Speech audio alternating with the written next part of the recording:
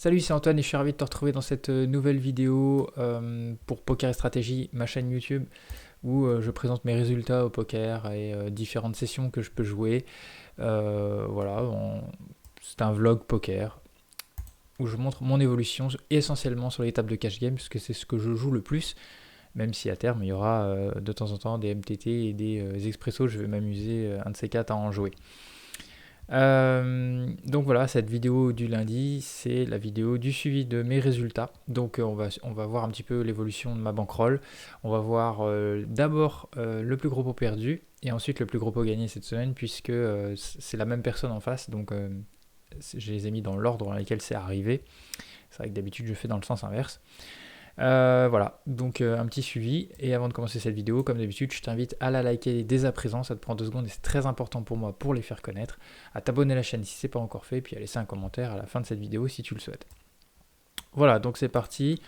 Encore une semaine dans le rouge. Il y a eu très très peu de mains jouées cette semaine. Je me retrouve au point de fin janvier, quasiment au plus bas de mon drawdown pour l'instant, donc c'est état stationnaire depuis un certain moment. Donc j'ai beaucoup changé de façon de jouer entre le début, le fin 2020 et aujourd'hui. Je joue plus du tout de la même manière, donc il y a certainement un peu de variance. Puis il y a aussi le fait que, par exemple, je 3 bet beaucoup plus, donc je me retrouve dans beaucoup plus de situations de pot 3 bet, et donc c'était pas mon habitude. Donc il faut aussi que je fais certainement des erreurs, et donc il faut laisser le temps aussi à mon niveau d'augmenter. Je fais exprès de faire évoluer mon jeu et ça, on fait des erreurs forcément quand on apprend des nouvelles choses ou qu'on essaie de changer, de sortir de sa zone de confort. Ça fait faire des mauvais moves, des mauvaises décisions. Mais si on fait pas ça, on stagne, donc c'est pas bon non plus. Donc il y a peut-être un peu de ça aussi, le fait de travailler mon jeu, enfin d'essayer de faire bouger mon jeu, parce que je travaille pas beaucoup mon jeu là depuis un certain temps. Donc voilà, j'ai du temps pour jouer, mais il y a des moments où j'aurai du temps pour jouer, par exemple cette semaine, mais j'ai pas envie en fait. Voilà, donc je me force pas. Je peux pas dire que là cette semaine, je peux pas dire que j'ai pas eu le temps de jouer. Il y a des moments où j'aurais pu jouer, mais à ces moments-là, j'avais pas forcément l'envie, ou j'étais fatigué, ou voilà. Donc puis bon, je fais d'autres choses aussi. Par exemple, voilà, personnellement, je cultive voilà, mon jardin, donc là, je commence à faire pas mal de semis, pas mal de choses, ça prend du temps. Donc voilà, c'est des choix de vie aussi. Il n'y a pas que le poker dans ma vie, et par moments, je mets des coups de pression, je joue beaucoup plus. Puis il y a des moments où j'ai d'autres choses à faire, où j'ai des temps de dispo, mais j'ai pas forcément l'envie à ce moment-là et le courage d'aller à la guerre, quoi. Donc voilà, cette semaine, c'était un peu la flemme. Enfin, c'est un peu bizarre à l'intérieur de moi, il y a une partie qui a envie de jouer, puis une partie qui a un peu la flemme. Donc je me force pas, et puis je m'en veux pas. Je relâche un peu sur mes objectifs, notamment de volume, parce que je me rends compte que, évidemment, avec tout ce que je fais dans ma vie, c'est pas forcément. Enfin, je pourrais atteindre mes objectifs de volume, mais il faudrait que je fasse que ça dans mes temps morts, mes temps disponibles, et j'ai pas envie de faire que ça. Voilà, tout simplement. Donc, ça reste important pour moi, je lâche pas l'affaire. Je continue d'essayer de bien jouer quand je joue, d'être focus. C'est ça, par contre, c'est vraiment. Depuis 15 jours, là, je me remets au poker et. Enfin, surtout. Non, c'était surtout cette semaine en fait, parce qu'il y avait eu un trou avant. Le peu que je joue, par contre, j'essaie de super bien jouer, d'essayer de me concentrer en tout cas au maximum sur chacune de mes décisions. Donc à ce compte-là, faire les vidéos que j'ai fait cette semaine et que je vais encore faire la semaine prochaine, enfin la semaine qui vient, ça m'aide à m'obliger à réfléchir, à bien jouer, parce que comme je les commente en direct et que je vous les montre, eh bien, ça m'oblige à bien réfléchir. Donc voilà un petit peu pour dire mon état d'esprit. Je relâche un peu sur mes objectifs. De toute façon, l'année est longue, il y a le temps de faire des choses sympas au poker, et puis ça va évoluer. Je continue de bien jouer, de travailler, et on verra. On verra où ça mène. C'est une passion, c'est pas non plus un objectif de vie. Donc voilà, j'ai rien de plus à dire ici, ça stagne. Je peux montrer vite fait, comme d'habitude, le graphique. Donc j'ai fait 1000 et quelques mains. Globalement, tu as pu quasiment tout suivre. Il y a juste une session NL10 que j'ai joué sur PMU qui n'a pas été streamée et mis sur la chaîne, mais sinon tu as vu la session NL2 et tu as vu la session. Est-ce que j'ai fait une NL4? J'ai mis une ou deux vidéos, je suis perdu, je ne sais même plus ce que je fais. Bref, si on a vu une partie, simplement voilà, j'ai fait une session NL10 qui n'a pas été diffusée, puisque je vais faire NL4 encore et NL10 pour cette semaine. Donc pas beaucoup de mains, vraiment pas beaucoup. Ça a stagné au début, puis ça a commencé à avoir une petite embellie à un moment donné. On voit que la courbe bleue Shodan a été pas trop mal cette semaine. Et puis je me suis un peu écrasé, notamment dans cette session de NL10 où j'ai dû faire des folds.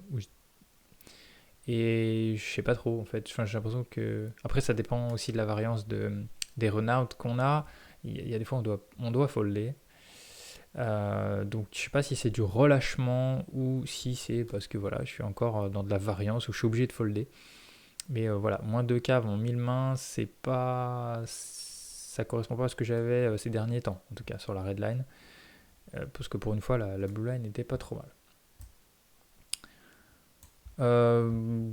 J'ai 3 bêtes, globalement le même pourcentage, donc j'ai la même agressivité. Je vais remonter le truc, j'ai pas montré les confirmations des bankrolls. Donc la NL2 sur Winamax qui m'a fait perdre un tout petit peu. Qu'est-ce qu'il y a d'autre? PMU 306,88. Et qu'est-ce qu'il me reste? Unibet 675,13. Ok, je vais pas jouer sur Unibet. Par contre là je vais forcer un peu plus sur Unibet cette semaine et la semaine prochaine, puisque les statuts VIP vont être remis à 0 au 1er avril. J'ai encore un bonus que je voudrais bien avancer.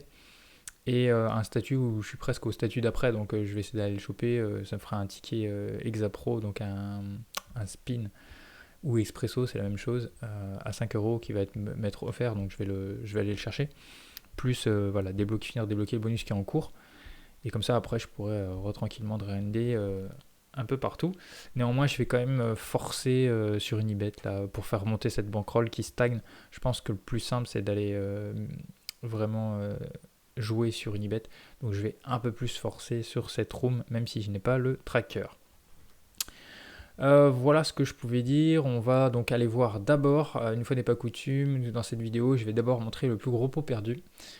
Et contre la même personne, on va voir le plus gros pot gagné. C'était sur ma session NL10, justement, sur PMU. Donc c'est parti.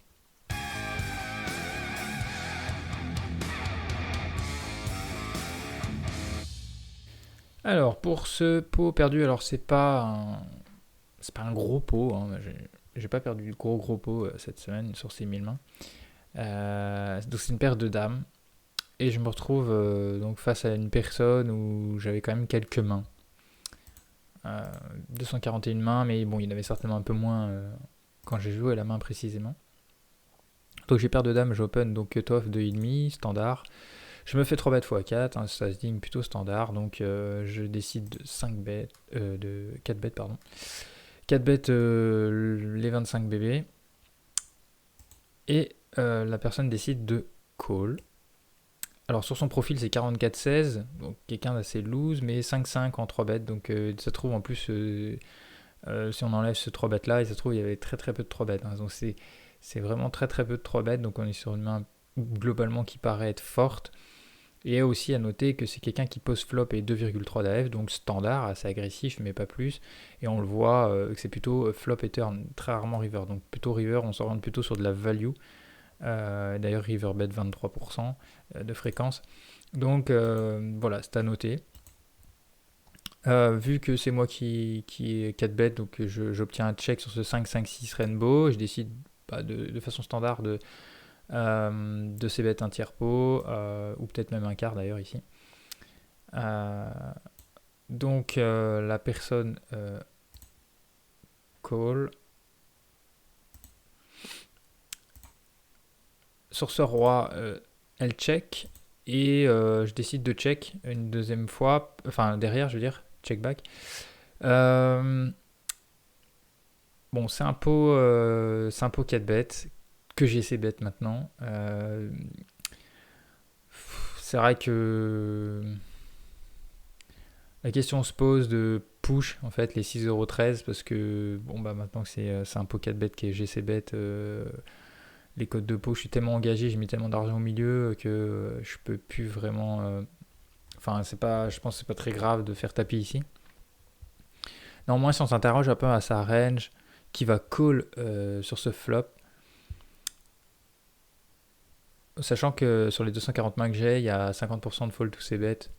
Alors c'est pas les pots 3 bêtes, il faudra aller voir la stat précisément, mais il y a très très peu de pots 3 bêtes en 241 mains, donc la stat n'est pas fiable dans les deux cas, hein, la stat n'est pas fiable, mais c'est juste pour dire qu'on n'est pas sur quelqu'un qui est extrêmement calling station. Voilà, donc c'est juste loose pré-flop, c'est juste quelqu'un qui est loose pré-flop qui veut voir beaucoup de flops, c'est tout. Mais après derrière, ça reste plutôt standard, un profil standard. Donc pour aller call dans un pocket bet, pour aller call 5, 6, 5, il n'y a pas beaucoup de mains en fait dans sa range. Il peut y avoir il y aura jamais, je pense, les as qui vont. Les as auraient fait all-in pré-flop. Les rois, je me pose la question. J'en sais trop rien. Après, il va y avoir des rois dames suités, mais je bloque un petit peu quand même. J'ai 2 dames, il y a un roi au board, donc ça laisse plus que 3 rois et 2 dames, donc 6 combos. Il y a des as rois par contre, ça c'est clair. Il y a beaucoup d'as rois.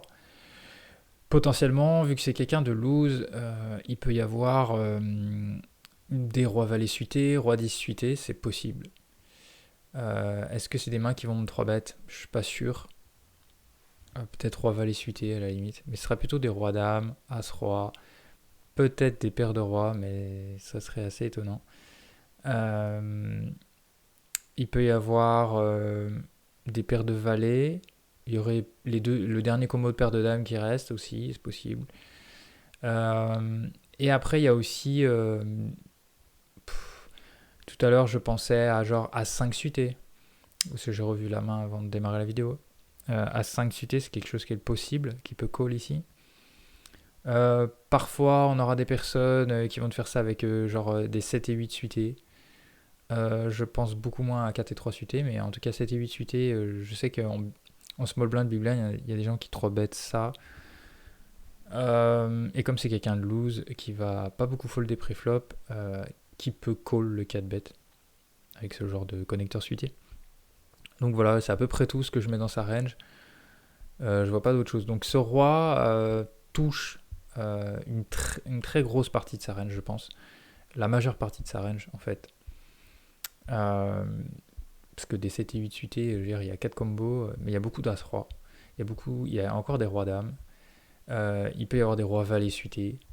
C'est possible. Il peut y avoir des paires de rois qui ont fait full maintenant. Je pense pas qu'il y ait de paire de 6, paire de 5. C'est pas des mains. Je crois pas qu'il va 3 bet ces mains-là. Je pense sinon il aurait un taux de 3 bet plus élevé. Donc je vais exclure ces mains-là. Donc c'est pour ça que sur le coup j'ai pas voulu miser sur ce roi et aviser river. Et après sur ce sizing river, je trouve vraiment bizarre d'expérience quand les gens font pas tapis et river. Ils sont déjà beaucoup moins en bluff, c'est déjà beaucoup plus à value. Et j'ai interprété ça comme le fait de pas vouloir me mettre à tapis, de pas vouloir me faire peur, mais ça se trouve en fait c'est juste idiot de ma part parce que c'est quelqu'un qui a juste peut-être cliqué sur un bouton qui lui fait 5,85 par rapport au pot, voilà, c'est tout. D'ailleurs, il faudrait regarder. Le pot faisait 8,35. Ça fait 70%. Donc ça se trouve, c'est quelqu'un qui a un bouton 70% préprogrammé et qui clique sur 70% de façon standard, quoi, enfin sans réfléchir. Et qui n'a peut-être pas vu mon stack, qui fait pas attention à tout, quoi. Donc, en tout cas, moi sur le coup, je me rappelle, j'ai interprété ça, j'ai fait waouh, donc la personne ne fait pas tapis. Donc, si on a envie de bluffer ici, on fait tapis et c'est tout, quoi.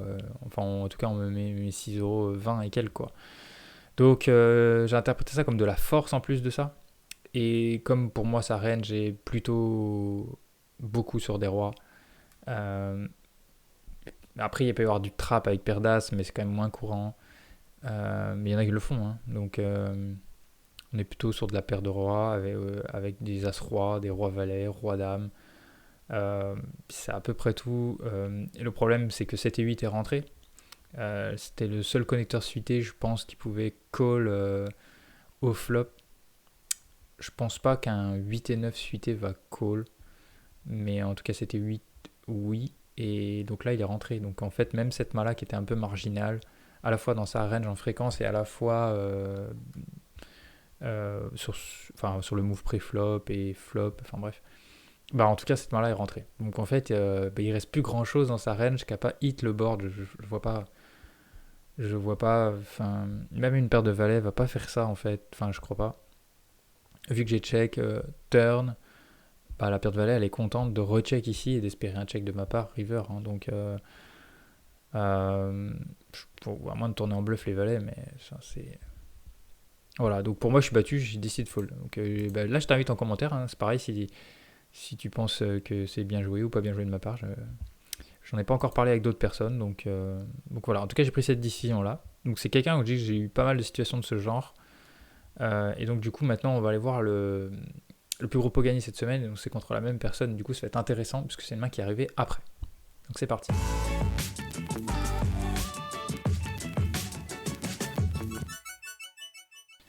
Ok, alors donc pour cette main je suis au big blind, je me retrouve avec 9 et 2 suités. Et donc on a un premier limp et donc un second limp de la même personne que tout à l'heure. Alors on peut noter que je lui ai déjà, il y a eu un coup, je lui ai pris une partie de son stack déjà. Et dans ce pot limpé, je fais flush flopper, donc on est plutôt bien, je décide de lead directement. Parce que je vais souvent obtenir des checks derrière, on n'est pas sur des personnes ultra agressifs. Et puis voilà, j'ai pas envie de laisser une carte gratuite à un cœur, quelqu'un qui a un roi de cœur, une dame de cœur, tout ce qui serait au-dessus, enfin un autre cœur c'est horrible pour moi, donc à la limite j'aurais pu mettre plus cher aussi. Donc puis voilà, puis je peux value des as et encore voilà des mains avec un gros cœur en main et voilà, donc il y a de la value à prendre ici et protection en même temps.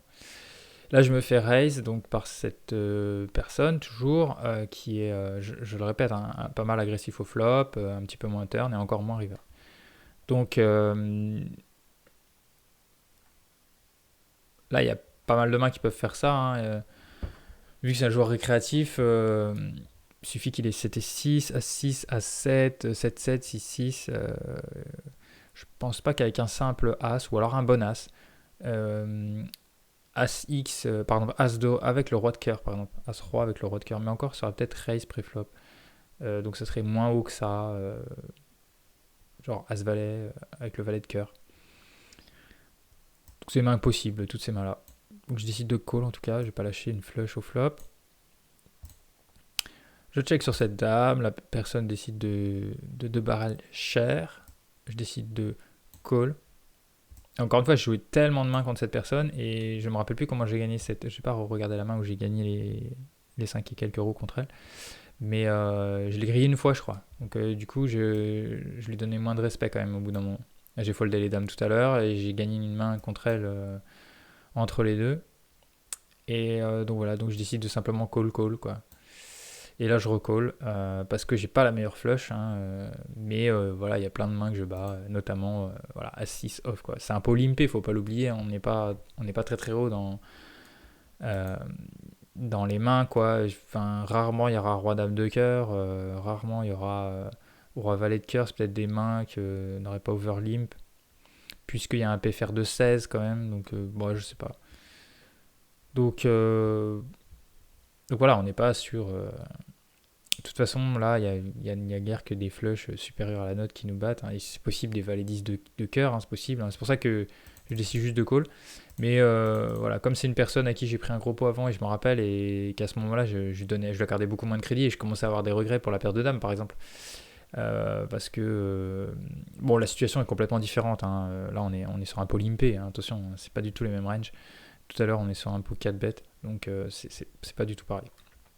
Donc voilà, en tout cas, c'est le plus gros pot que j'ai gagné cette semaine contre la même personne que tout à l'heure. Voilà, c'est la fin de cette vidéo. Je te donne très vite rendez-vous cette semaine pour des nouvelles vidéos en live sur les tables NL4, NL10. Avant de partir, si tu ne l'as pas encore fait, hein, je t'invite encore une fois à liker cette vidéo, c'est important. à la commenter, à t'abonner à la chaîne si c'est pas fait. Et puis je te donne très vite rendez-vous donc pour des nouvelles vidéos. C'était Antoine pour Poker et Stratégie. Salut!